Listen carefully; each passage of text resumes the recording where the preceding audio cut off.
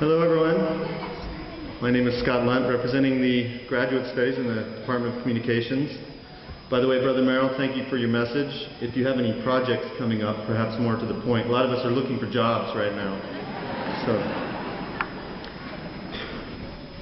Communication technology is changing so fast, hardly anyone can keep up. Consider this. Just 3 years ago, when I began this degree, no one had ever heard of Flickr, or LinkedIn, or Facebook, or YouTube.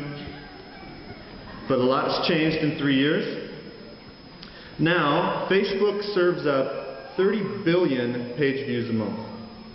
MySpace has over 100 million registered users.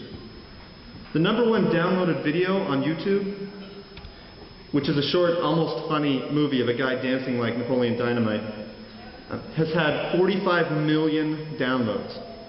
That's almost as many viewers as the final episode of Friends just 3 years ago. How do I know all this?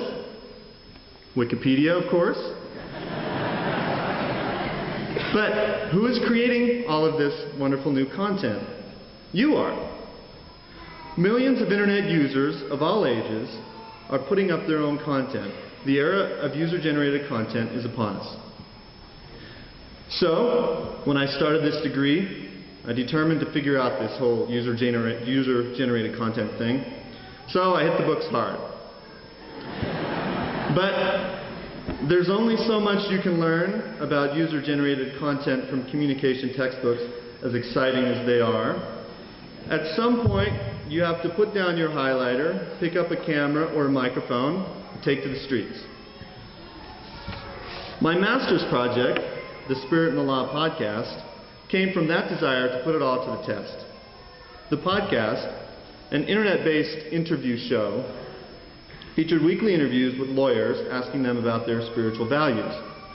Although it was harder than we thought it would be, it was a great opportunity to share valuable ideas with an audience in a way that wasn't available just 3 years ago. It worked. Now, it's easy to dismiss this user-generated content thing as frivolous, like the dancing guy on YouTube. But it's transforming the way we live and the way we understand our world. For example, while studying abroad last semester in Budapest, Hungary, I discovered for myself one of the real values of this new media era, the value of sharing my experiences with the world. My wife and I found ourselves in the middle of some protests in Budapest. The protests turned into riots. I pulled my digital camera out of my pocket, turned it to the video setting, started recording. Here we are, back at home in front of our school. Nice and comfortable.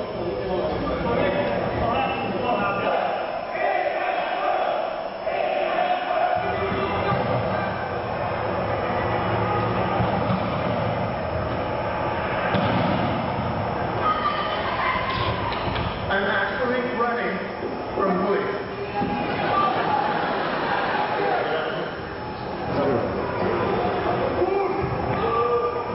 You can literally smell the tear gas from here in our house. We're on the 4th floor, right outside of Kossuth tér, next to Erzsébet hit bridge, which is where a lot of the protesters are. That was a tear gas gun. We've learned what they sound like now. Boy, it's a tough world these days. I captured that video with this tiny camera. I threw it up on YouTube, and a few weeks later, almost 10,000 people had downloaded it. It didn't cost me a penny. Now that I couldn't have learned from a book.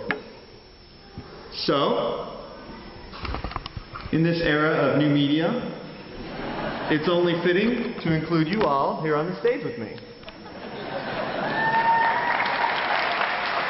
Say hello, everybody. Oh, but we have to get the graduates. Everybody scream.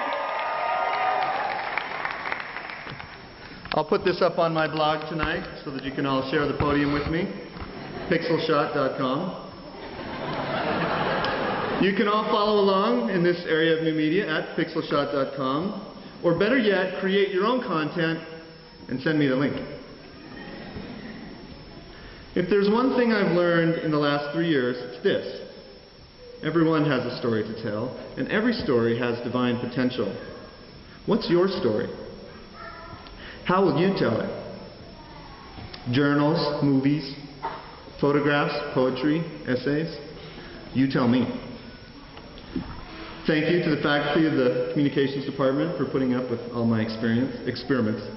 To my wife and family for all their support, and to all of you for helping me and everyone else to generate all the great content that's on the web today.